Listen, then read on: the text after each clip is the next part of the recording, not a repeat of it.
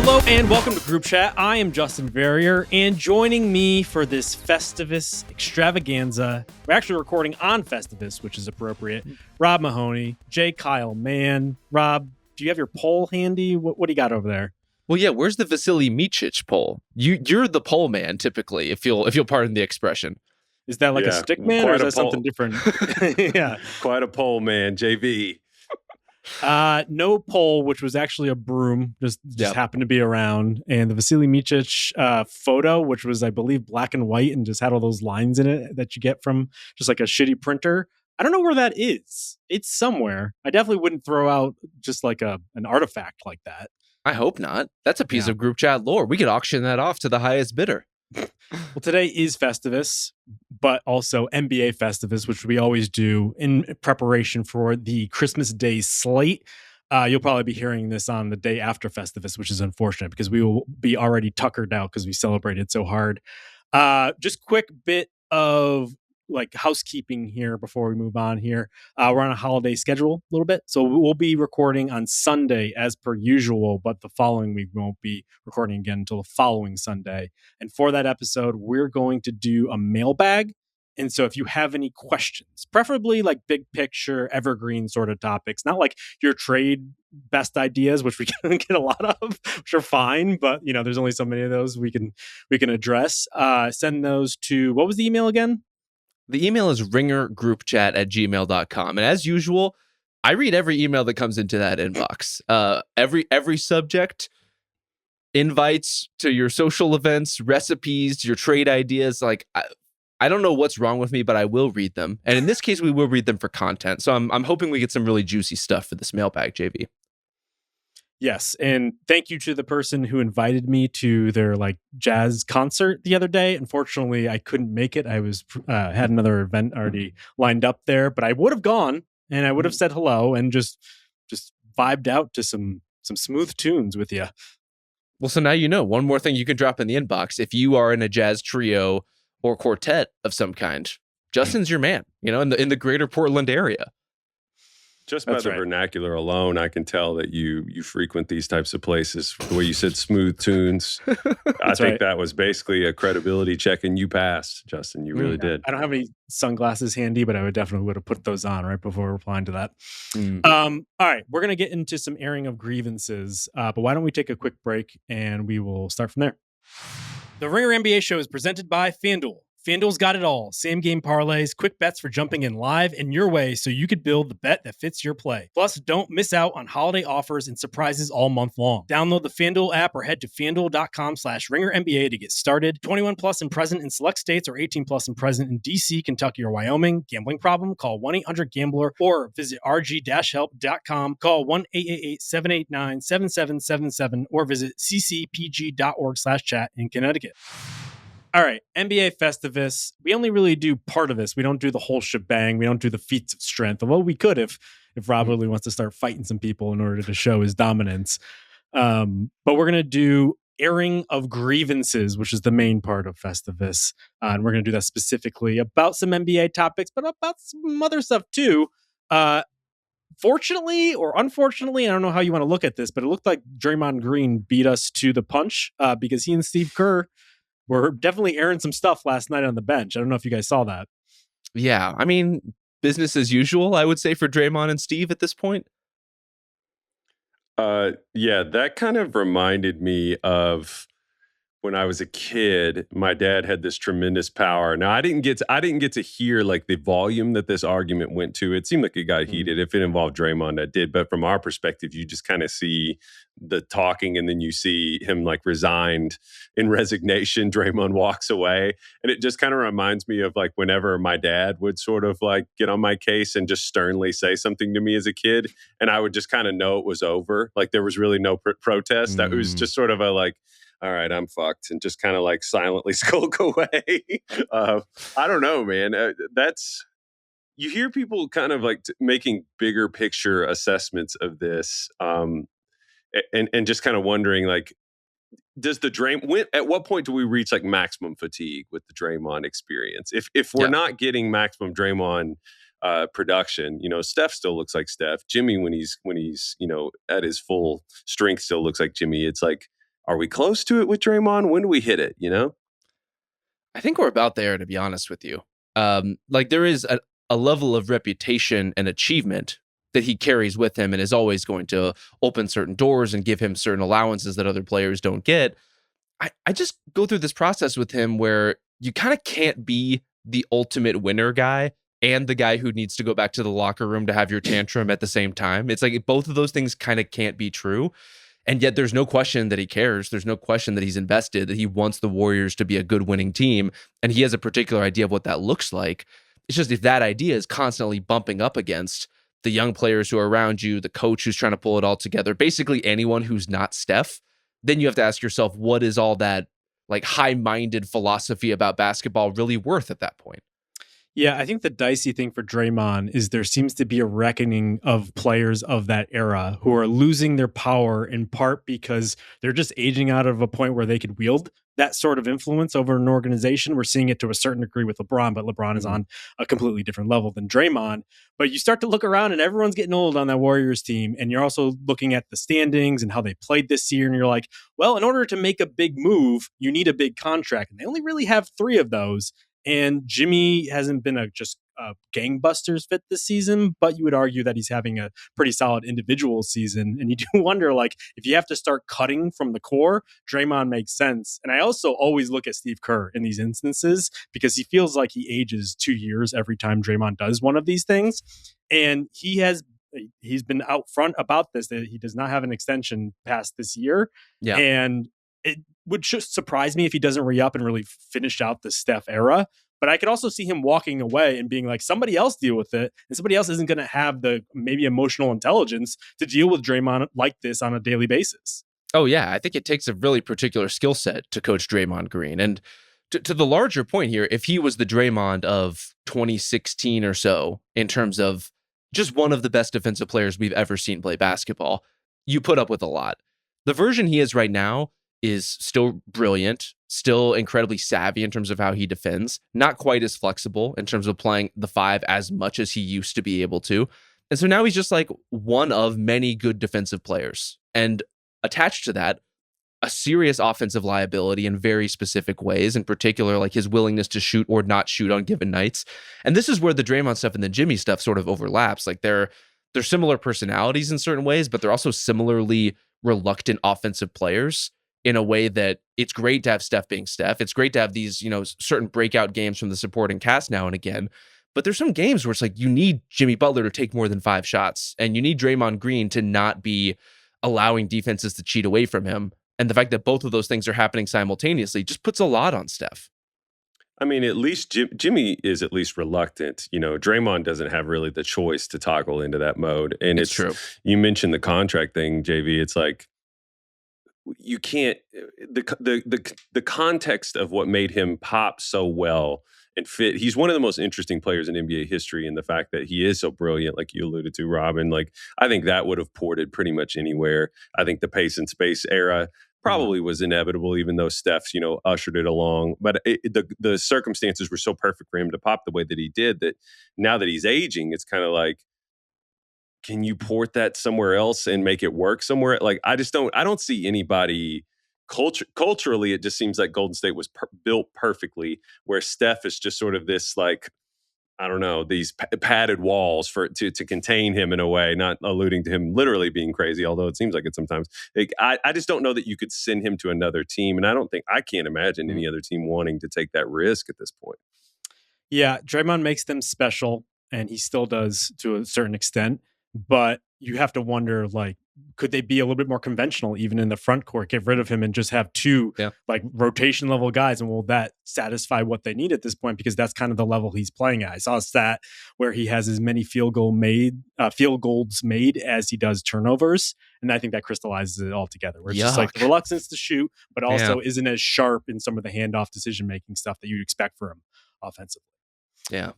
But the airing of grievances, I think, is allegedly supposed to like bring about some good tidings and like solve some things. I think that was the original conceit, or at least we can go with it. So perhaps that will work for them, and perhaps it will work for us in this exercise, because we're hoping that our airing of grievances will fix some things in the NBA, or just like get it out in the open so we can just start to come up with solutions.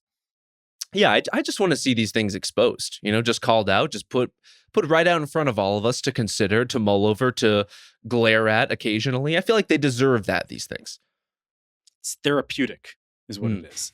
Rob, do you want to go with yours first? I would love to. Giannis Antetokounmpo. You are too big a superstar and too large a man to hide behind your agent, and it's getting embarrassing. Sheesh. I mean, like the whole dance around, like, I personally have not had a conversation with the Bucks, and I personally can't control what my agent does as far as navigating my trade future. Like, you're too good for this. Like, he's too good and too important. And in the grand scheme of things, we're talking about one of the greatest players to ever play in the NBA. Why are you pretending like you don't have this power when you are in one of the unique situations where everyone would kind of get it? Yeah, I think even a lot of Bucks fans at this point would look around at the team, which has been good at some things, but ultimately not good enough on balance to support contention around Giannis. Like, they would get it. I think Bucks fans would get it. I think the NBA at large would get it. I think the brotherhood of players certainly would understand. It's okay if you're Giannis and have been in Milwaukee as long as you have to want to try something else. And the fact that he seems to want that on some level, but also feels so conflicted about it that he won't embrace it out in the open in literally any capacity, I just think is such a bad look. And like, the refusal to claim ownership of his situation is bad superstarring as far as I'm concerned. I think it's just such a hard brand pivot for him that you can imagine why he would have some reticence to do that, because everything that he's done, and he's one of our everything about Giannis off the court that has sort of built his personality, the charm of his personality. We love the fire and the things, and him yelling at Ben Simmons and saying he's a baby, and all that stuff is great. And he's proven himself repeatedly on both ends of the court. He's an excellent two-way player and still very good. But it's like, the off-court stuff just kind of thrust him into the Akeem Olajuwon sort of stratosphere, in my opinion, and Tim Duncan kind of thing, where it's just, he never, ever fills the air with that kind of nonsense. He never, ever seems self-serving in a way, and he's the ultimate culture guy. And maybe they are having conversations behind the scenes about, like, this is a worthy trade-off to kind of trade what you're talking about, Rob, which is like, for people who are paying close attention, I don't even know that the average fan is even paying attention to that, what you're talking about. Yeah. Ultimately, it's about, like, Giannis is this, salt of the earth guy, ultimate teammate guy, never, ever, ever, causes any of that bullshit to distract the team. And I'd imagine that's why they're being so careful about it at the end of the day. I'm just getting major Anthony Davis leaving New Orleans flashbacks, where he wants his cake and eat it too, basically, where he wants to follow all the traditional steps that other superstar players have laid out, but is so clearly doing it in a way where it's almost like he's checking a box after he says the right things. Like AD had that thing, I think it was at All-Star Weekend, where it was like, well, I'll put out a nice little Instagram and everything will be fine, but it was very transparent about how, like, he was doing that specifically to try to mend fences with anyone in New Orleans that might be upset by this. With Giannis, it just feels like everything is inevitability at this point. And I don't even totally get why he's walking a line at this point, because, like, the team is, like, not doing well. The writing is on the wall. We get reports from Shams every couple weeks. And so I think he almost thinks, like, the PR can paper over people's intuition about these certain things. Like, people can sniff this out. And if anything, the people around you, the PR people who are manipulating this thing, should be telling you that, because now it's starting to turn on you a little bit. Well, I mean, they just seem to have lost feel for the situation. Like, there was also the trickling report a couple of weeks ago that Giannis, in light of all these trade rumors, had, like, addressed the team and quieted them all.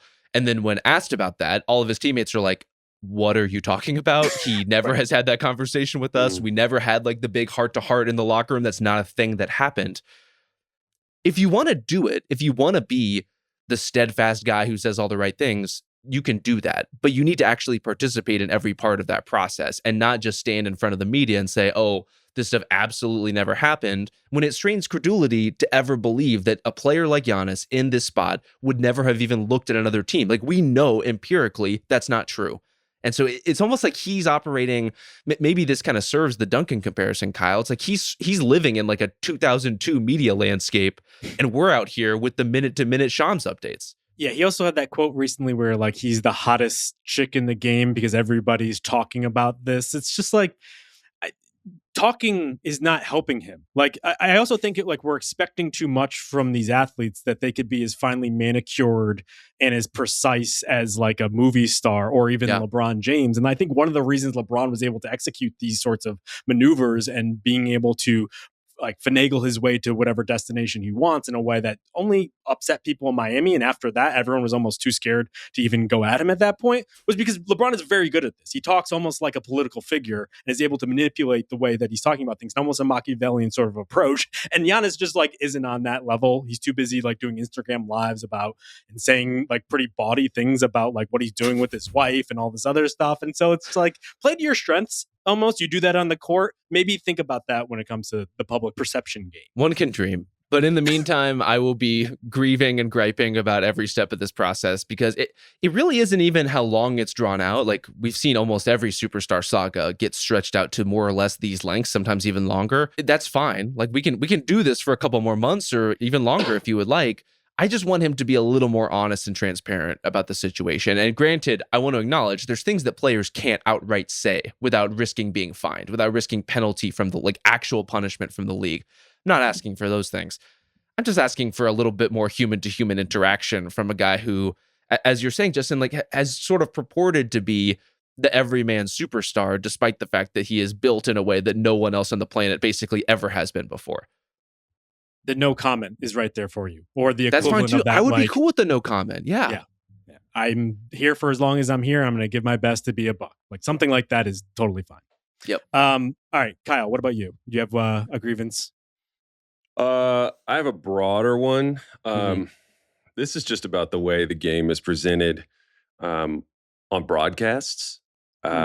I just want to put out an appeal. I'm not going to name any names here, but I just want to put out an appeal to all broadcasters to just keep it simple. I think there needs to be a major dial back in like action terminology and just going into the minutia of the labels of certain things that are happening on the court. Like, I just think there's this urge to elevate the discourse and the quality of the discussion that has been driven a lot by, the blog community that's like gotten into analytics. And I think everybody has kind of done their part to sort of make terminology. And I just think that the quality of the discussion on that front is very, very high, but we don't need it to be driven by the people who should be the simplest marketers of the game. It just drives me fucking nuts when I'm watching a game and they're like pistol action into blah, blah, blah.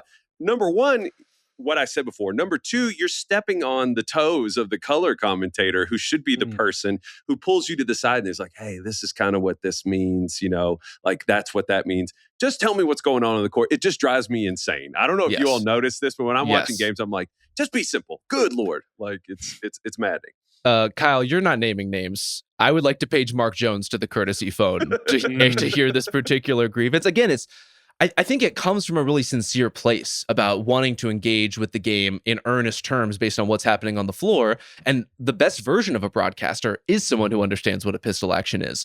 They're also someone who can then decipher it for a casual audience, or as you're saying, leave the air for the color commentator to jump in and fill that void. It reminds me a lot of, do you remember when Carson Daly used to get dinged for modulating like how he talks about things based on who he's talking to? And the response was always like, when he would talk to like a rapper, it would be different than how he would talk to like a rock star. And he would try to like almost switch based on whoever he was, his personality, his delivery. You can kind of guess where we're going. Yeah, code switching Carson Daly does not sound like it would go great. Yeah, I didn't want to say it outright, but yes, that's what he was doing. But then they will tell you, I don't know who they is, but like people who will drop like random bits of information that it's actually a sign of intelligence to switch based on who you're talking to. At the very least, you're recognizing that. It reminds me a lot of that, where it seems like there's a certain credence to being able to spout off like buzzwords like that. And so people are falling to. So I don't necessarily want to ding them for it, but I agree with you. It does feel really superficial. Yeah. I think there's a fine line where you never want to talk down to the audience, right? You never want to be over explaining the most basic stuff. But it's also a function of like, what broadcast are you talking about? Is this the game-to-game local broadcast where the people have a connection to you, the viewers have seen you 5, 10, maybe 20 times already this season? Or is this a Christmas Day game where most of the people watching the game, I would venture, are not average, regular, everyday basketball fans. And so that's where the modulation needs to happen. And maybe you need a way to walk through or explain some things. But as far as this stuff goes, like I find the NBA on NBC walkthrough on the basketball court with Dirk and Nash and Udonis and Blake and those guys to be a much more effective version of, oh, I'm just going to drop the terminology and you're going to know that I know what I'm talking about. I think there's just like such a divide between saying the name to say the name versus actually explaining the concepts that a viewer might find really helpful. The Ringer NBA show is brought to you by FanDuel. 'Tis the season to be boosting on FanDuel because this year you're getting 7 straight days of holiday rewards, each one waiting in the app for you to unwrap. Every day brings a new way to play, so keep checking in to see what drops next. And it all leads to the Christmas Day special where you can get something extra special. So we're looking at those Christmas Day games, a couple good ones on the slate here. I'm looking at Spurs Thunder, which is probably the marquee game of the night. I really like the Spurs plus 11.5 as we're reading this off on Tuesday afternoon. That's a lot of points to be laying. I know the Thunder are pretty dominant, but Spurs looked pretty good the last time around. So give me the Spurs in that one. And with FanDuel, there are 7 days of gifts in one big finale. Head to FanDuel.com/RingerNBA to get in the holiday spirit. FanDuel, play your game. Must be 21 plus and present in select states or 18 plus and present in D.C., Kentucky, or Wyoming. Opt-in required. Bonus issued as non-withdrawable profit boost tokens. Restrictions apply, including any token expiration and max wager amount. See terms at sportsbook.fanduel.com. Gambling problem? Call 1-800-GAMBLER or visit rg-help.com. Call 1-888-789-7777 or visit ccpg.org/chat in Connecticut. Yeah, I think they're a little like, we can pull off the interstate of the basketball discourse and pull off and intentionally go find the things like Udonis and Dirk and Blake in the studio. Like, I think those have been fantastic. Yeah. And some of that's bringing over the stuff that was on NBA TV. But I actually think some of those have been even more high quality. I thought Udonis has done great, honestly. He's been a nice surprise for me. Not that I didn't expect him to be good, but I don't think I'd ever heard him talk in specifics about some of the things that he's been talking about. He's a really good communicator. I really like that broadcast crew overall, or I guess the in-studio crew. Mm-hmm. I think all of them work well. There's probably like one too many of them. I wish it was more of like 3 people who were analyzing this, so each guy got more time. I know this is a common gripe amongst the Ringer, but I don't totally get like the in-studio aesthetic where they're just like in a smoking lounge or something. Like, what would you like it to be? Literally smoking is what I would like. Yeah. Well, there's also like alcohol bottles in the back there. And so I think they're trying to play on this being almost like a speakeasy. I actually don't mind the clothing thing because I've heard people gripe about that where they're not dressed in suits, but they are classed up to what like a normal 30-something celebrity would wear. Yeah, that doesn't bother you so much, but it's almost like you went a little too far after that. See, well, first of all, I think the bottles are probably contractual. Like that's UD's brand of tequila back there, and they got to have it in a shot, or else everyone's going to get mad. Yeah. But I mean, here's the thing: you don't want it to be the totally like antiseptic studio floor with the desk and the normal stuff. And so it's like I get what they're going for in a more casual, dress down environment and the set to match.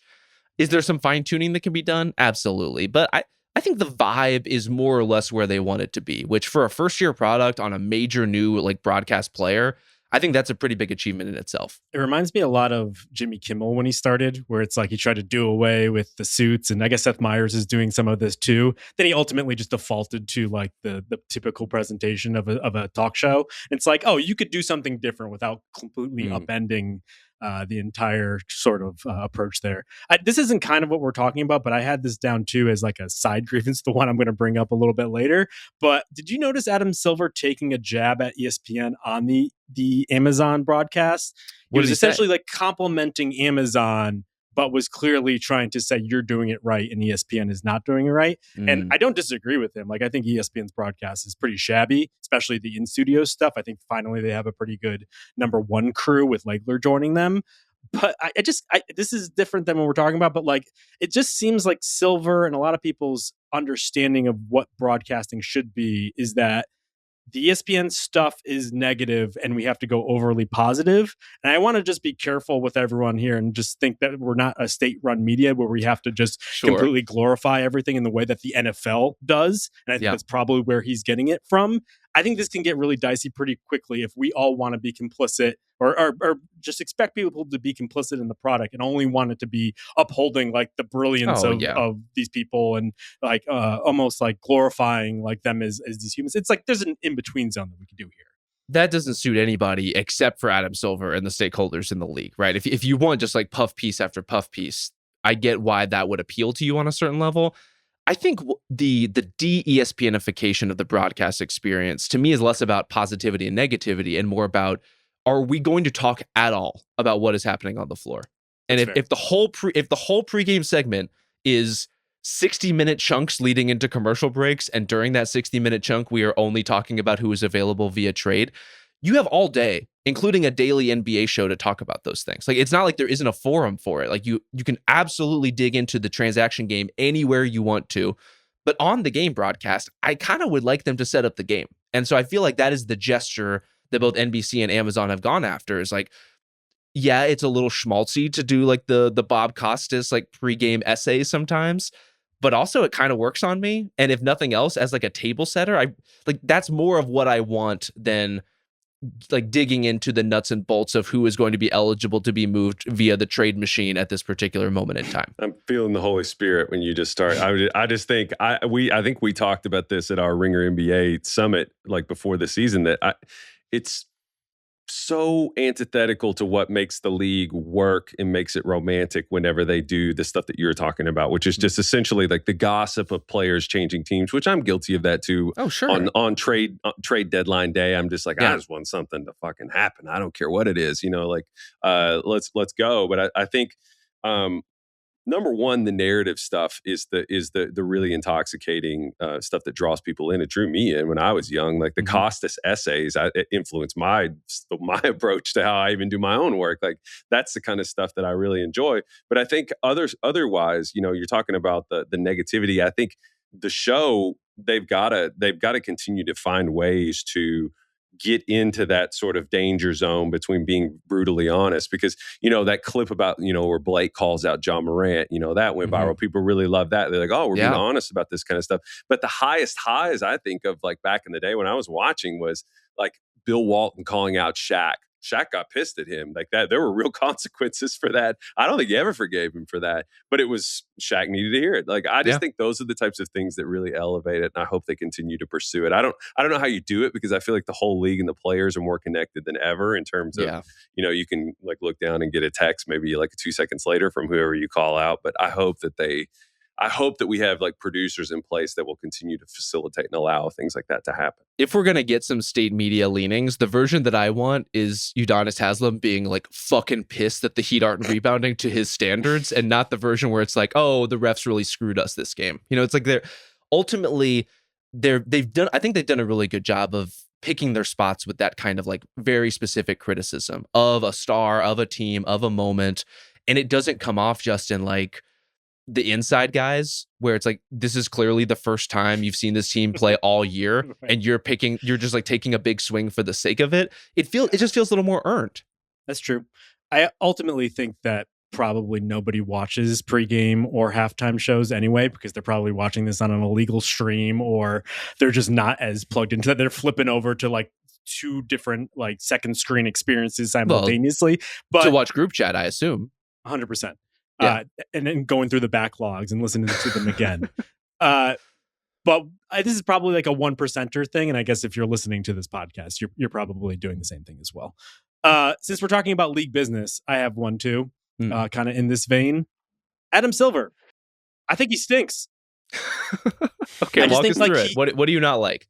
I think he cruised for a while by getting a couple early wins and easy wins on his ledger. I think the Sterling thing just kind of sending off a slumlord, quite literally, like definitely put some like goodwill on your resume there. And then like he kept stacking things that seemed to be in line with the culture that worked well.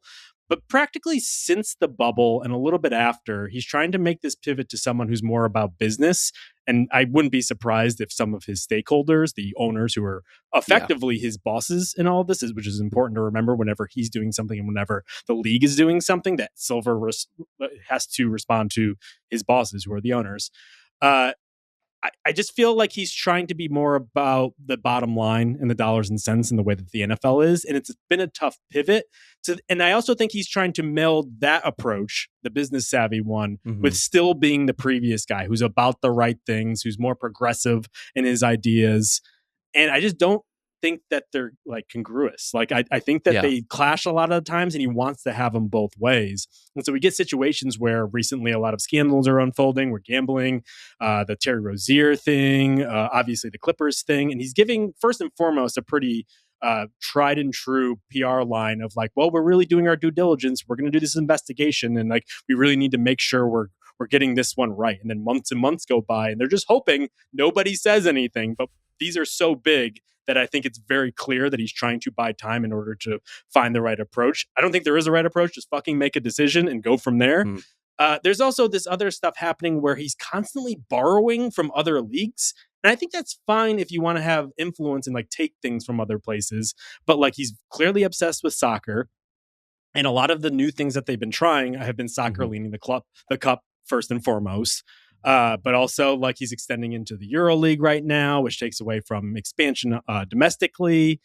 And it's just like, I don't know. The thing that really kind of grinded my gears was the like, let's go to Duke for the NBA Cup final. I'm just like, that's their thing. That's a college thing. You don't need to keep borrowing from other sports and like other leagues. Like, can we just be more adventurous in trying to come up with things? Frankly, I was thinking, Kyle, about the game they had in college on an aircraft carrier. Do you remember? Like, I can't believe they fucking did that. First and foremost, because you have a little bit of spittle on the court and people freak the fuck out in the NBA right now.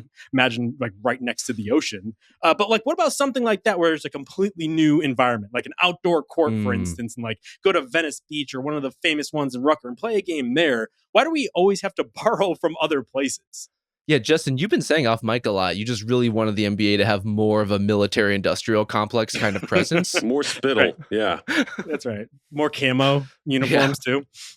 I mean, I like that eventizing, especially for regular season games. Yeah, host them in different cities, different venues. Let's mix it up. Let's try some different things that are unique to the NBA. I agree with basically everything you're saying, JV, and especially as it relates to taking the NBA Cup to these hallowed venues of college basketball. Kyle, please cover your ears. You're better than them. Like, this is the best basketball league. You don't need to do the thing that the lesser basketball league does. That doesn't make any sense to me at all. I wonder, though, with Silver, how much of this is our fault? That when the Sterling stuff happened in particular, how much did we project, oh, this guy's about the right things? And we should have accepted from the jump, oh, this is an opportunistic, business-minded man who's a consensus builder and will always be driving the league's bottom line relative to anything else. And any other part of it is really just marketing. And I wonder how much of that is our fault as much as it is his. I think there are a lot of things at work here. I mean, when did Stern leave? It was what year was that? I mean, I'm blanking on the year, his last early year. aughts. Yeah. Well, I mean, Silver ultimately is the first social media era commissioner. So he's in a situation to receive unique pressure that, Stern on a day-to-day basis, I don't know that he ever really, even though he was around the league, it didn't get the like direct, swelling of community, pressure in that sense. But then also I think that he is faced with a different kind of set of problems, whereas like Stern, as much grief as he got for, holding up the league in the terms of the way it was marketed, because the public just seemed, or they were accused of being deeply uncomfortable with the league being predominantly black. Those things. I mean, accused feels generous. Like they put in a fucking dress code. Well, no, I mean, I'm saying their fear of the public being ready for the league, or just whatever was driving their marketing, their response to all those things. They lagged and they were behind on those things. Even though Stern behind the scenes fought a lot of battles, I think that were pretty genuine and righteous. He was being told that like no one's going to want to support your league because it's so black, and Stern was just like, this is would just push forward. But I mean, Silver is just faced with new new challenges in terms of like, where do we go? Because we're kind of stuck between, they're never going to catch the NFL. They're never going to catch, Premier League soccer or whatever it is like that. So it's kind of, you're trying to chase something and level up. And I think he has no choice. And so it's a combination of just unique pressures, I think, that are kind of overall making him look a little bit flaccid because he has to be responsive in a way that Stern didn't really have to. I really would have been interested to see Stern in this modern era just because he just had such major Palpatine vibes and such major, like, I'm going to do whatever the fuck I want vibes in a way that Silver doesn't really seem to have. No. Yeah, I appreciate creative thinking and being progressive is like your base approach to some of these things. Like that's good for a league. You want someone who's going to push things forward and try to come up with things that other people aren't. But he's gotten to the point where we've lost sense of like the core values of the NBA by changing so much. Like if you're changing every little thing, the All-Star game, the logos on the NBA floor, and just like all these little things that seems like it makes him overreactive to the online discourse in a way that I don't think is beneficial to them. Like we shouldn't be pining for the years, as Kyle is alluding to, of Law and Order with David Stern. Like I shouldn't see so much reaction of like, I wish Stern was here to just like lay the law on this guy. We should force be lightning. I always imagine Stern force lightning people. Yeah. Right. I think there's a nice balance between you shouldn't like your commissioner. Like I can't think of another commissioner where I like them in any sport, but you shouldn't outright just think that this guy doesn't have a good handle on being able to problem solve even small things like the All-Star game. Yeah. I mean, maybe the DAP was the canary in the coal mine. As soon as he became the dapping commissioner, it's like, maybe we were going down a dark path. Maybe this is not what a commissioner should be doing. I do, in taking what you were saying about this very specific, very online moment, and JV, some of your like broader criticisms about how reactive that Silver has been. I keep zeroing in on the betting stuff. And like, this is being treated as yet another thing that would come up in the NBA season. And it is not. Like, this is a battle for the soul of professional sports. It is a crisis in professional sports. I don't disagree with you, but I guess I tend to ascribe that more to sports overall rather than the NBA specifically. Oh, for sure. I guess the one wrinkle is the NBA has particular problems that other sports don't with the daily betting stuff, where there are like lines on very like particular things that seems to lend itself to shenanigans. But I guess that's another point like against them where it's like that's an easy way to clean that up. Just get rid of that stuff. Yeah.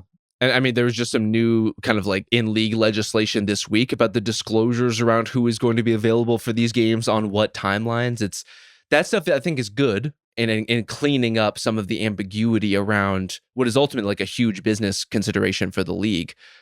I'm less concerned about those elements and more concerned about the Terry Rozier style elements and like going into a huge betting like partnership with the league itself and not at all considering what do we do when this gets manipulated, like not having a plan in place before that even starts, to me is just like a really gross oversight of exactly the level of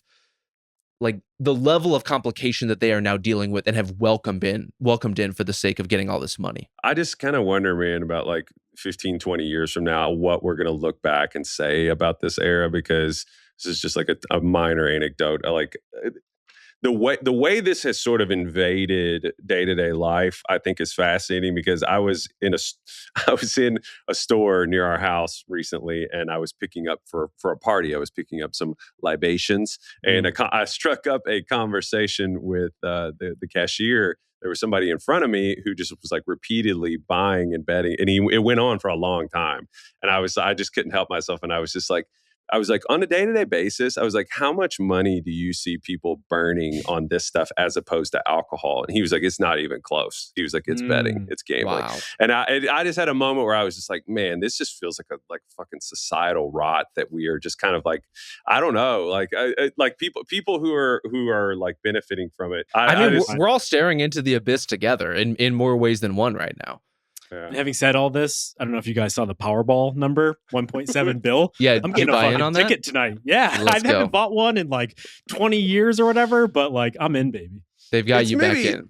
It's maybe less like it inherently just, we need a like regulatory revolution with it. I think it's kind of in the way that like smoking or whatever. I mean, just seriously, yes, something has to happen because it's just it's bothersome. So yeah, and that's why it's going to be one of the biggest tests, if not the biggest test of Adam Silver's NBA. I think if you zoom out, when I zoom out and I close my eyes and I think about Adam Silver's tenure as commissioner, Sterling stuff comes up front and center. Second is like the feigned, like actual care of like group economics jerseys. Yes. It's like that kind of thing. Bubble stuff. Yes. Everything surrounding the bubble. I mean, to be fair, successfully pulling off the bubble and maintaining a sporting event at a time where no one else was an incredible level of production, but also ridiculous in some of the messaging around it. Right. And then guys getting suspended for getting DoorDash orders where they cross the line and inviting people in. Have you guys seen Eddington? You should watch that. Yes. I watched that. Love Eddington. Yeah, that was a flashback. Anyway, proceed. I don't want to derail. Oh, no. Just that the third thing is unquestionably this whole gambling fiasco and what will become of it. And we don't know the resolution of all these things yet. We don't know what the league will ultimately do with players like Terry Rozier or the teams that are kind of like put in a bad spot because of his behavior and his actions. There are no easy answers to JV, to what you were talking about as far as like dragging their feet on trying to find the perfect solution. There isn't one, and they're never going to find one. And so maybe that is further evidence to your cause of like, you just got to do something at some point. Yeah, these feel like flashpoint moments for his entire tenure, and we'll see how he handles them. I haven't loved it thus far, but ultimately his decisions are what are going to ring out, I think, years and decades down the line here. All right, Rob, you want to go with one of yours now? I'm just going to go with much less important. Like we can't follow up Adam Silver and sports betting by leaning even harder into bigger picture issues. So this is more of a very personal hobby horse for me. There are too many 3-point celebrations. I'm all for personal expression. Do you call them sellies? So sub point, no one should be calling them sellies. Sub point to that, grievance pointed at myself. Grammar and vocabulary are more descriptive than prescriptive. At least I believe that. And so who am I to stand in the way of quote unquote progress in terms of sellies? I guess if that's what you want to call them, I bless you on your journey. I will not be doing it personally. I just think to get a 3-point celebration, you need to be like, I was invited to the 3-point contest level of shooter. You can't just be a guy on the signature, team. Like not like celebrating in and of just raw. No, celebrating in and of itself is fine, but you think there are too many guys with like signature celebrations, is what you're saying. I think the signature part, underlined, bolded, is where things really went off the rails. Because sellies is what we call it around the. We simply don't. No, absolutely not. When it was just guys reacting in the moment, I hit a shot and I'm celebrating. That was cool. When it's very much now like I practice this move in the mirror every day for the moment that this hits, and now I get to do my signature like threes, like reverse. Like, what are we doing? Why are we doing that? Not everyone gets their own 3-point celebration. I would love to hear the counter. I think they're really fun, and you just doing that whole like glasses thing. I'm just like that just made your grievance even better. I really fucked it on that one. I shouldn't have enacted it. But the first thing that came to mind was this happened like yesterday or 2 days ago. There was a young girl, I guess, who had a viral video about Jalen Brunson and was doing like the 3 on her face and just saying Brunson in an incredibly adorable way. And then she ultimately got to meet Brunson and show him like his little doll she had of him. Like that just warms the heart. And so if something is like a signature of a player, it's like literally a doll of Jalen Brunson. I don't even know if they sell these. Like maybe they made it themselves. I don't know. It's amazing. A lot of questions. Yeah. It was plush. It wasn't of the Barbie variety. Not talking about Mattel stuff, but I don't know. Maybe we should all get one for Christmas. But this is the thing. Like you're really playing into my point here, because Jalen Brunson obviously gets his own celebration. My point is not about the Jalen Brunsons. It's like, does Isaac Okoro get his own 3-point celebration? I just don't think. Does he have one? I don't know, but maybe he does. Name names. Who's the most egregious one that gets on your nerves? Go ahead. See, it's not even a name names thing. It's just the volume. I'm just watching a game and I'm seeing arrows shot. I'm seeing every manner of 3 fingers in relation to your face possibly being displayed. I just don't think we're pushing the celebration, the celly, if you will, forward at all. Like, we're not doing anything revolutionary. We're just iterating on the same shit we've all been doing and yet claiming it as if it's some signature thing. I wanted to point out that I'm absolutely a hypocrite because I didn't name names when it came to the broadcast thing, and I wanted to point out people I'm aware of that. Thank you for the self grievance.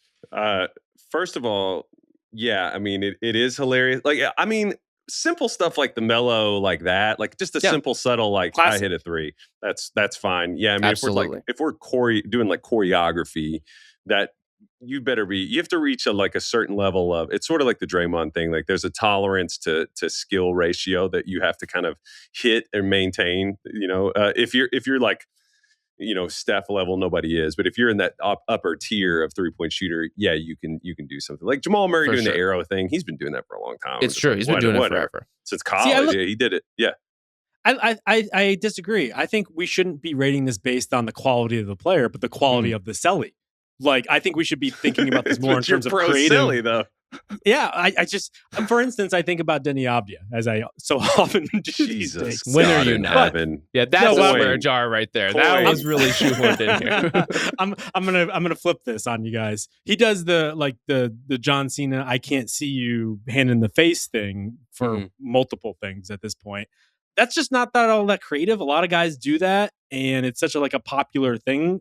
And I'm glad that he has something, but he could do better. And so I think we should just be embracing the guys who really come up with something new and inventive and shaming the people that don't. I think we're all in agreement on that. And frankly, I would love to see, I don't know if you guys caught Thomas Bryant foolishly trying to do the too small gesture, but then falling over as he crossed half court while doing it the other night. I would love to see someone, the next time they try to too small somebody, do the Thomas Bryant, like do the too small and take the tumble and then jump back on their feet and just get back on defense. I just think we need to get a little more postmodern with this. And we're a little stuck in the very specific, I'm just going to put up 3 fingers in some variation celebration. I want to see the creativity. I think Steph really did usher in the era. We've seen a major uptick in I hit a 3, I turn and like chirp at the bench. That has just gone to the moon. I don't remember that happening that much when I was growing up watching basketball, like or the like turn your back, as it's in the air. I feel like that has gone up a whole lot. Speaking just for myself, Rob, you're gonna hate this, but if I'm feeling really good and I just made a 3, I'll do like this, like I hit 2, I'll do like a bird. Birdman. I might, or I'm a little bit. If I'm feeling good, I'll definitely throw some 3-point celebrations. Do some skip, just wave those 3 fingers around. I'm not above it. You sound like a real cool guy. I gotta say, just an adult man waving around his fingers like feathers. It seems really cool. I'll be honest. I want to see some more antagonizing going on. It feels like an extension of the baseball stuff, like the bat flips and just talking shit whenever you get like a totally normal hit now. Like, seems like people are more open about talking shit to each other in multiple different arenas. And so it leads to more fights. Not the worst thing in the world. So be it. Okay. Kyle, you want to do one of yours? This is lighthearted. Can I go something like more light? This is another one in the presentation. I don't know. Mine was pretty serious. I think you need to really fit the theme. I do not give a flying fuck about trampoline dunking. They need to get rid of it in games at halftime. Wow. I don't care. You're on a trampoline and you bounce high. Great. I understand that takes some balance and stuff like that. I just like, why are we still doing this? I like, no trampoline basketball league has succeeded ever. It's like, it's fun for like 5 minutes and you're like, oh, okay, like let's just move on. I think I've complained about this in the past, but I'm not entertained by it. Whenever they come down and they're flexing and they're, oh my God, wow. Like I don't care. Like, it's just not anything. Maybe I'm just really jaded with the halftime performances in general, but I don't know. I don't know where you guys on trampoline dunking. Am I mega Scrooge with this?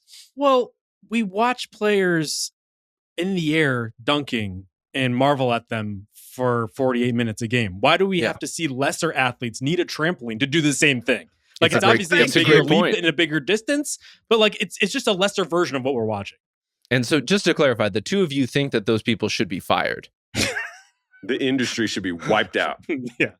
Well, I mean, if you really want to take this a step farther, I was at a game last night, and I do often marvel at the amount of just like bells and whistles that go off as soon as like play stops, like especially because there are so many goddamn stoppages with reviews at this point, which is a whole other side topic we can get into. Honestly, we need another podcast for this.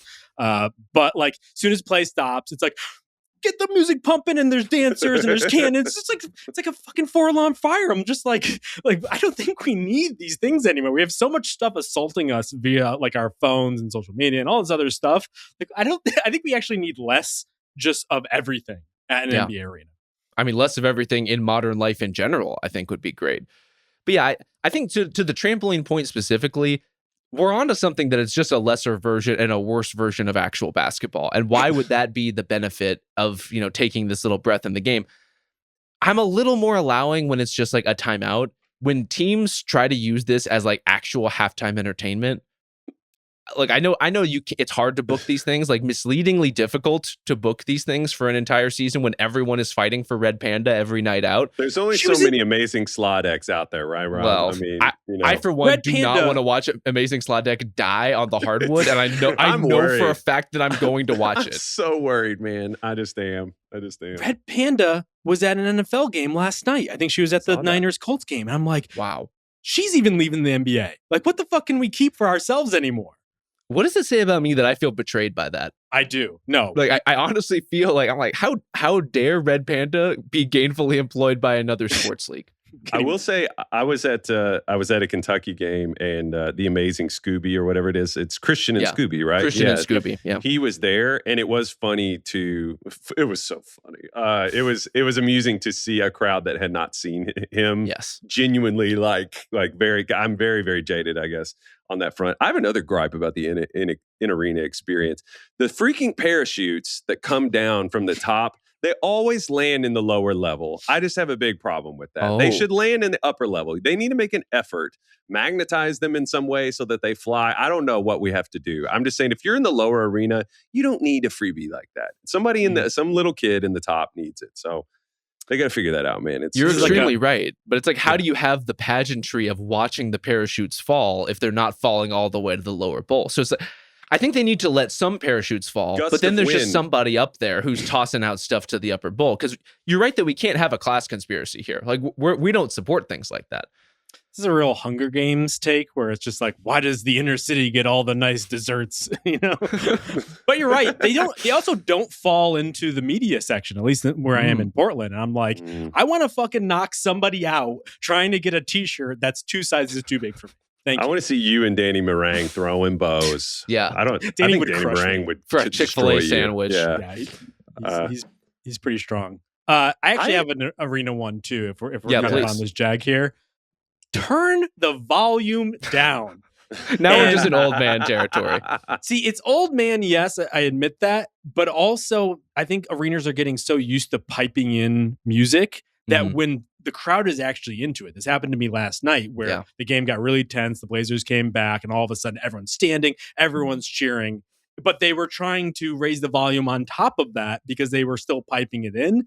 I think it gets into this weird like feedback loop of like, you think you're going to add more, but if anything, you're overwhelming the senses. And just overall turn it down. And if it's quiet sometimes, just eat it and do better. I fully support this take. I do think it's too loud in general. And so, I mean, look, I'm similarly old to you. And so we have to call that out. I think it's also not just them pumping up the music on top of the crowd noise. It's a lot of these teams, a lot of these arenas, they're pumping in crowd noise too. Like they're doing it on both ends. They're trying to supplement the excitement in the game and then top off the excitement in the game. And it's just too much. Like they're the sensory overload, JV, you're absolutely right. It's way too much for a random weeknight in the NBA. And I'm not saying you should save it for the playoffs. Please don't do that either. Like, let all of this stuff breathe a little bit more. I really, OKC fans seemed really genuinely into this, but one of my favorite things is just the like, what's it called? It's it's like the Van de Graaff generator with like the static, but it's just the OKC logo. And it just like at some point in the game, they just all look up at it and they're like, there it is. It's sending off sparks. That's one of my favorite things. And then one last thing, I will say something positive. One of my favorite things in all of League Pass culture is the Memphis in-house arena guy's pompadour. I don't know if you guys have seen this guy's big slick back.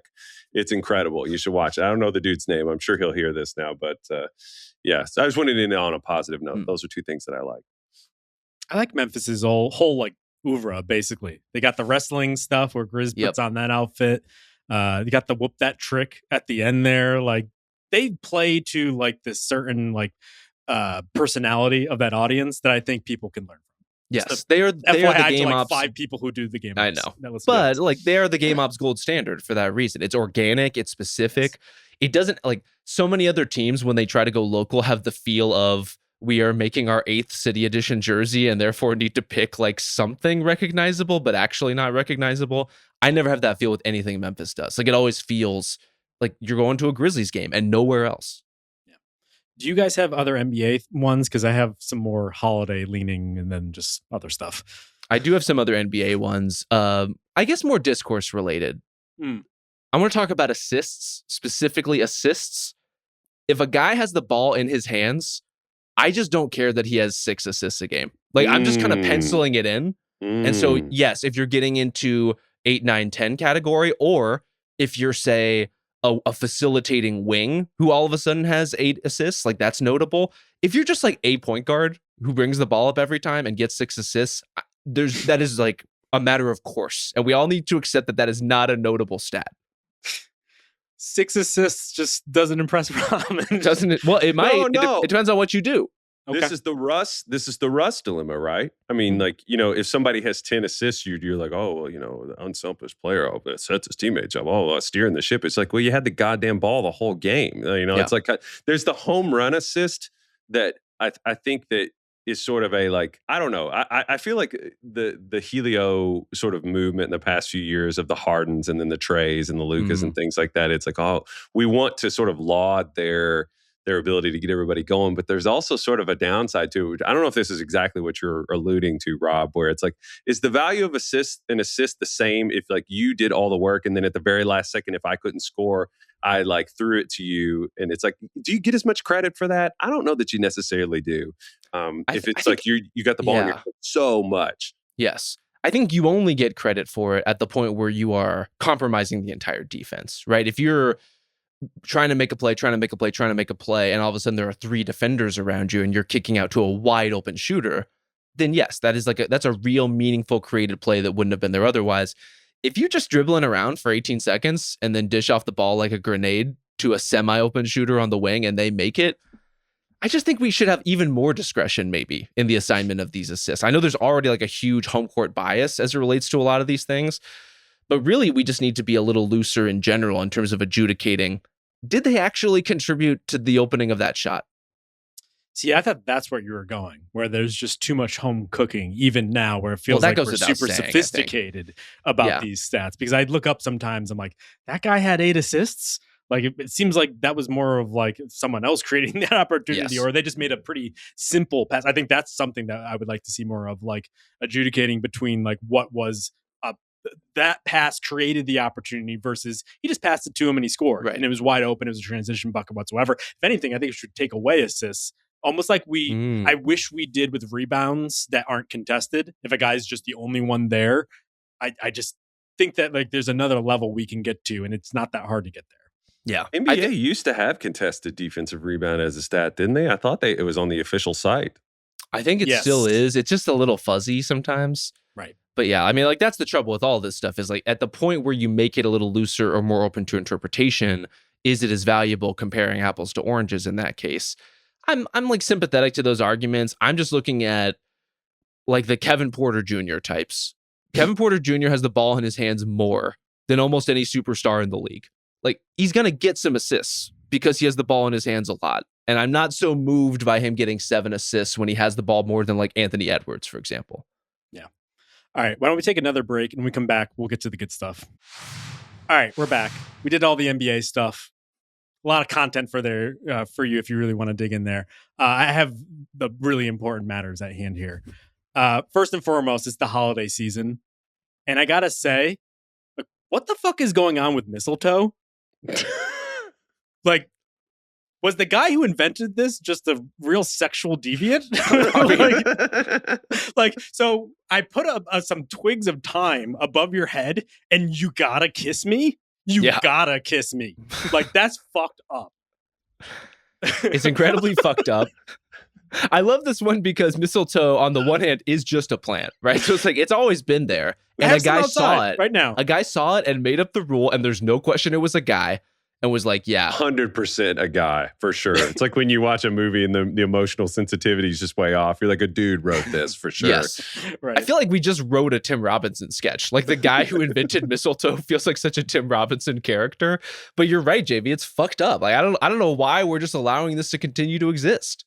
It's one of those traditions that like it had to be started, hundreds of years ago, because I don't think you could get that one going. I think it would be speaking of Tim Robinson, it would be the equivalent of like the wristband party kind of a thing. It's just sure. it's not but even then, Kyle, it's like, do you really want to be kissing people in like the ages of the bubonic plague? It's like there's a sweet spot where we're post penicillin, yes, but pre standards of consent, and that's where mistletoe was invented. There's a whole reckoning about that song, Baby It's Cold Outside, which, sure. But I got to be honest, like, baby, there's some sexual predators inside that I would be more worried about, because this shit is fucked up. Take a huff of this cloth. I love that song. Yeah. I don't know which day on the advent calendar is the chloroform day, but it's one of them for sure. Right. I got a few more here if you guys want to. Please, I would love to. You're off to a great start. Okay, so we did away with the word moist because people were uncomfortable with that. Totally fine with that. But the word yummy in any context needs to go. Like if we were just having lunch and we go through a half hour, 45-minute lunch and it was really good. And I say to you guys, boy, that was yummy. That would be weird. Well, there's a couple things happening there. I think there is yum. The word is weird. And then you saying yummy specifically would be a big, like, you've been held hostage and are trying to get our attention. Like, I agree with you, though. Like, why is anybody saying yummy? Wait, so are you pro-yum but anti-yummy, or anti-yum as well? All of it, but yummy is even worse. Yum as just like an exclamation point. Like, that's bad, but something about really leaning into it, embracing the is not good. It's just not a natural. It's very much a like George Lucas dialogue type of word. It's like nobody says yippee out loud, Like I just yum is one of those. My wife and I, part of our dynamic is we try to irritate each other on purpose. It's like a humor. We laugh a lot about how good we get at it. And one of the ones we jokingly say is yum, but we'll say yummers. Just to try to piss each other off, and she's like, "If you say that again, we're gonna have a problem." That's kind of what we're going with. So no, never say yum. See, I feel like it's just kind of not passing the smell test for guys like us. But I would love to hear if there's anyone out there who's just like a staunch advocate of yummy to email us at ringergroupchat@gmail.com with like what you think is the good you're putting in the world by saying yummy. I can imagine saying it to like my son. Ooh, that's yummy, isn't it? But that's baby talk, right? Right. I think that's the problem. It does convey a certain age range thing that is pretty unseemly. Also, there's a side part of this where it's like in potential coitus situations, like you don't want to hear it there as well. Like, that was yummy, or you look yummy. I have many follow-up questions. I gotta go.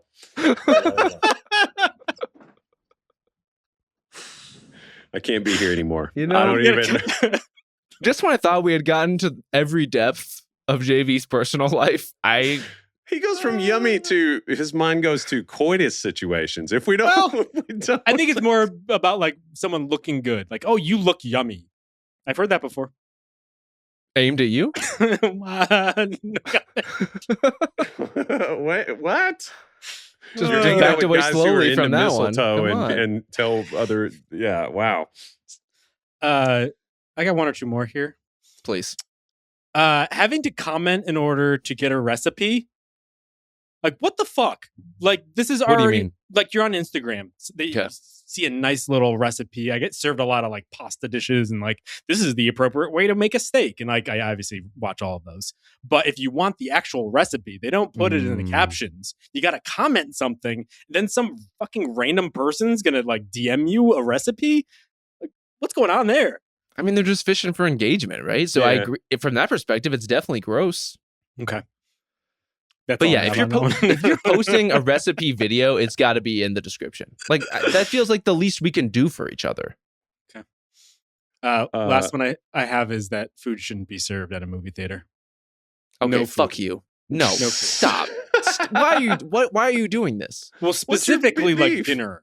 Like you're sitting in one of those comfy like layback chairs. Like we're smashing two things together. It's George trying to put sex and eating together. It's just like these two things are good by themselves and we should leave them by themselves. Not everything should be combined as a collab where we put the fucking X in the middle of everything. What's going on in your brain, right? Well, I just got to know because sex and food, you did it there. Yummy and coitus, you did it again. I don't know what's going. This is like a verbal Rorschach. Like for you, I'm curious, Justin. I don't know. It's true. So are we ruling out popcorn? Are we ruling out candy? How loud is the popcorn? That's a key. Normal popcorn volume? What are you talking about? Can we legislate how loud of a chewer someone is? Like, I almost feel like you need to take a test. Like, you need to have on your ID, like they have the real ID badge at this point. Have a DB meter. Yeah. Yes. And if you're chewing too loud where you're interrupting people's movie experience, you got to go. No food. There's a DB cop who like holds up a mic and you have to like run your fingers through it and they're like, "You're sorry, no popcorn for you, ma'am. I think you can't do it." Yeah. We live in a world where people are taking flash photos of the screen at movie theaters, having full-on conversations with their friends at normal speaking volume. This is not a battle we can fight right now. You know, like we're just trying to get people to see movies and not be complete assholes while they're doing it. Now, that said, is there a certain decorum? If you're eating in a movie, yeah, you got to wait for the explosion if you want to rip open, that pack of Milk Duds or whatever. That just seems like the least you can do. But is popcorn really that loud? It's the lowest of the offenses. Okay. But I think this is the battle that a lot of people are waging. Like, I would like people to go to movies. I go to a lot of movies every single year. It's one of my favorite things to do. But the movie experience, oftentimes, especially in times of holidays where a lot of people who don't typically go to movies are going, they do not get the decorum. And I feel like that is slowly sliding as well as people just don't go overall. And so, like, they only go once or twice a year. They don't know how the fuck to act, and it's making us worse. So the general take here regarding all of your grievances is just act like you've been here before. Don't say weird things. Don't do weird things. Don't make too much noise. Be respectful of your peers. 100%. I'm big on, I'm a nachos at movies guy, and I know that those nachos are loud. So I know that at the outset, I need to make sure that I get those. They come in the bag. I got to make sure I make that transport early before we get going. We had a good experience one time where I shamed my wife, not publicly in front of everybody, but we had a conversation afterwards where big Mike and Ike's person, and we were seeing Interstellar, and there was a very quiet moment, and Megan kept turning the entire box over. Just the cascading like Mike and Ike's in there. Like a fucking rain stick. I was like, "You just stop. No more." Yeah, I'm a big shusher. If people talk repeatedly in a movie, I will say something. Like, I'll be like, I'll keep upping the stakes as we go. So yeah, I've surprisingly never shushed, but I have the impulse and I seethe for the entire movie. It's tough when you're fighting the battle of wanting to shush, but also wanting to be a more passive aggressive person. And it's like, what am I supposed to do here? Right. I'm going to glare at you. I'm going to be upset, but am I actually going to confront you in this theater? I don't know. I'm a little cowardly. I won't make it clear that it was from me. I was like, shh, who said that? Wow. Where'd that come throw from? Your voice.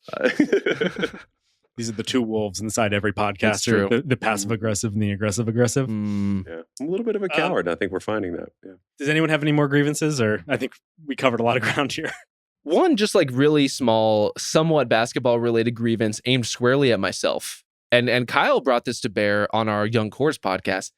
I think I'm just over-indexing on like, I saw Tyler Kolek do one thing that annoyed me and decided I don't like Tyler Kolek. Oh, here he goes. He's coming back. I'm just saying, I gotta check myself.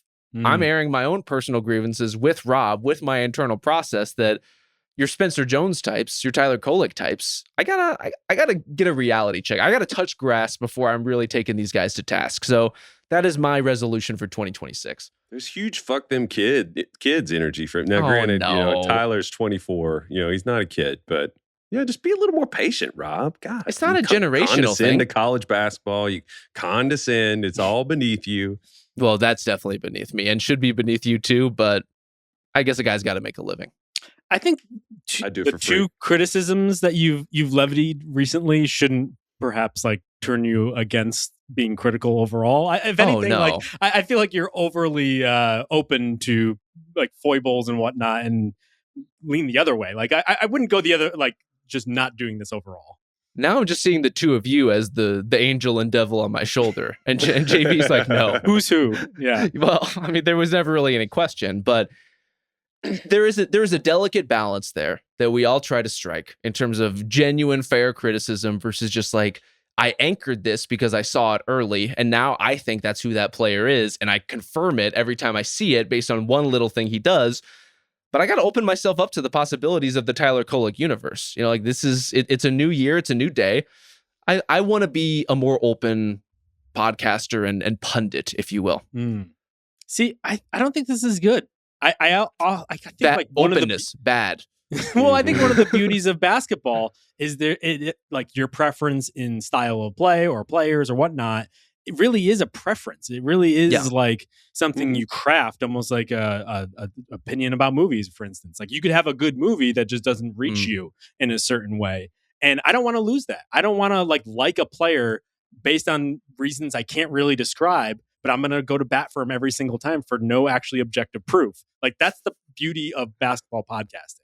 I mean, I'm not saying I'm going to lie to myself every day about players I don't actually like or appreciate. I'm saying maybe I need to be more open-minded about what liking and appreciating a player even means. That one, this isn't totally fair though, because you mentioned it that when we were talking about the young cores, I had the total different perspective of like an advantage of forming an opinion over years about Tyler Kolek. So I wasn't going off of just one game, but no, I was going to say like with the preferences of players thing, I'm kind of a hilarious contradiction because the players that annoy me the most when I'm trying to evaluate and decide how good they are often the guys who play the way I personally play, because I love to score. And it's one of those like as you get older, you're accepting you can't really do it kind of things. Like I can't really just score anymore. Anyway, I'm not that good a player, but that's a kind of a thing that's funny about me. We all want to score, though. I remember this was always a thing that we would talk about with Sharks too. About like, would you rather be the like Charles Barkley scored but never quite won, or the Robert Horry type who won everything but like you're a role player? It's like there's really no question you want to be the Charles Barkley. Like and with all due respect to Robert Horry or the great winners who have kind of bounced around in more limited roles, like scoring fucking rules, and especially when you're playing basketball, it's especially great. You do that because you couldn't be the other guy. Right. You're resigned to that role. Yes. At that level. Right. I have a couple I just fly through really quickly here. I genuinely loathe people who walk their dogs without leashes. A lot of my like gripes in life, I do a lot of dog walking. So it's gotten to the point where I will I'm sure the people who live near my park hate me because I'll just be like, they'll be like, oh, Nick, are they friendly? Is your dog friendly? Put your dog on a leash. I'll just keep moving. Do you ever do the not friendly? I should. Honestly, I should. Yeah. There's a guy that I've like yelled at because his dog like ran up to Boogie and like took me out basically. Like I fell down because his dog. Yeah. So that guy. Unacceptable. Yeah. Pickup gripes. I just have one pickup gripe I wanted to say really quickly here. People who insist on bringing the ball up the floor and pick up when there's zero chance that they're going to score or do anything. Like I don't know what that's about. There's like somebody at every gym that does that. Rob, have you experienced this? You know what I'm talking about? Of course. But what do you want them to do? Go run the baseline, be a cutter? I feel like it's okay. It's okay to give people small but ultimately meaningless jobs if it makes them feel like they're contributing. You're killing the break, man. No. Killing the break. You're killing the break. Yeah. Now, if we're talking a flow problem, then I'm sympathetic to what you're saying. Like after a made basket and we're all just kind of like trotting up court anyway, I don't see the harm in it. Let Derek dribble. Like we're not going to let him shoot, so you might as well let him get his yayas out right now. It's a dead action. They're killing it. All due respect, but I'm not playing a role in a pickup game. I'm letting it fly, even though I'm going to make 1 from 12. I mean, I appreciate the abandon, honestly. To be clear, I would much rather play with the guy who lets it fly every time than the guy who clams up and refuses to shoot every time. Those guys drive me absolutely crazy. Yeah. Do we have? I have one last one that I actually do. Those were flybys. Let it rip. Sure, go for it. So I have a little son, as I've said, millions and millions of times ad nauseum. So I'm revisiting a lot of the Christmas classics, and we watched Rudolph the Red-Nosed Reindeer, the claymation classic. And I just want to say, fuck Santa. Santa, not a visionary. Not a visionary. Not a visionary. This is a guy who one night a year flies in utter pitch darkness in the cold across the globe, and he has this miraculous specimen get dropped into his lap, this once in a generation talent. He's a horrible GM. He should be fired, or at least, or Santa needs a GM, I think, is what we're trying to see here, because Rudolph has this guy's flying in total darkness in the cold, and he has this reindeer that has a lot. It's a 1 in a billion chance that this would happen to him, and he is at a repressive force in the North Pole. I don't know, man. And then when he's needy and he's in a crunch, he's just like, he's lauded as the guy who's like, oh, I'm open to change now. I just have a big problem with Santa. I'm not a fan. So Santa is Mark Jackson? Doug Collins? Who do we think? David Kahn? I just don't. He's just like, there's a generational talent right here. I need these other young bucks who are coming up who have just like normal black noses. It's egregious, honestly. That's my first problem with Santa. Yeah, I don't know if you guys have any comments on that. Well, I mean, he's breaking into people's houses. Let's just be honest. Like, you could ring the fucking doorbell and do this cordially, but you just decide to go through the chimney unannounced. Like, that's not cool. So there's a lot going on here that I don't know if we want to unpack, because this could get really dark really quickly, but like, just your job shouldn't exist. He's got issues. There's really no, I mean, like, you named a deer vixen. Like, that's weird. That's a weird thing to do. I didn't even think of, I don't even. He thinks vixen is yummy. I hope not. I hope for all of our sakes that Santa does not think vixen is yummy. Jesus Christ. I'm never going to recover. Also, I just wanted to comment on the island of misfit toys. There's a big problem here. There's a lack of distribution of blame here. I think that the marketers of these toys are the people who should be ostracized on the island. I look at those poor toys and I'm just really sad. And I'm just like going down the list here. It's just like, okay, Charlie in the box. Just change your fucking name. I don't understand that. Marketer on the island. A boomerang that doesn't come back. That's just a weapon. That's just mismarketed. A piggy bank with no slot. It's just a toy pig. What's the issue here? Nothing a wrong with winged bear. Why is the winged bear on the island? That's awesome. When you were a kid, cool. when you loved to have a winged bear, would spotted elephant, one. Same thing. Bird that swims. My son would love to play with that. A cowboy that rides an ostrich. That's hilarious. They should have sold millions. I just think the marketers should have been ostracized and put on the island. And justice. I think we should hunt them all down. They're probably really old now, but we should hunt them down. We have to hold power to account. Like, there's just no way it was the toys' fault. Well, I also think there's a side take to this where I think we should adopt the Misfit Island and just like send people who do dumb shit there. Like people who recline on planes, island. Get out. I don't want no corporal punishment or anything like that, but they got to go. Everyone who does stupid things got to go. And no trial either. Just send them. Send them. Dog people. I think we should be the trial. We should be the tribunal. Yeah. I like this for us. I like giving us that kind of power. And I think we're off to a good start with the people who are reclining on planes and also the people who are letting their dogs walk off leash. That's a great place to start. Cast you guys into recline? The fire. Yeah. Do you guys recline? Never. No, I've never done it once. Not once. Love it. You do it? No, I'm saying I love you for that. I am an absolute hardo. If I think it's like an inch back, I'm hitting that button and making sure. Like, and when the stewardess comes by and adjusts the seat and I didn't realize it, I feel deep shame over that. No, understandably. It's just, again, it's like you're living in a different world than the one we've been flying in for the last 10 to 15 years. You know, the climate has changed up here. It is a Hunger Games situation in the air. And if we're not doing something to help out each other, then we're really just feeding this machine. I think we solved everything. All the world's problems. This has been great. So I gotta say, what's up with mistletoe might be one of the great grievances that's ever been aired on this podcast. So Justin, take a bow, please. This has been a great episode for you. This is always your Super Bowl, the airing of grievances, but you really brought it. Just predatory basil when you think about it. And yummy vixens. We covered it all. All right, we'll be back on Sunday. Remember to get those questions into ringergroupchat@gmail.com. Thank you to Victoria Valencia. Thank you to Isaiah Blakely and Ben Cruz for all their work this season. Also, happy holidays, everyone. Merry Christmas, happy Hanukkah, whatever you celebrate.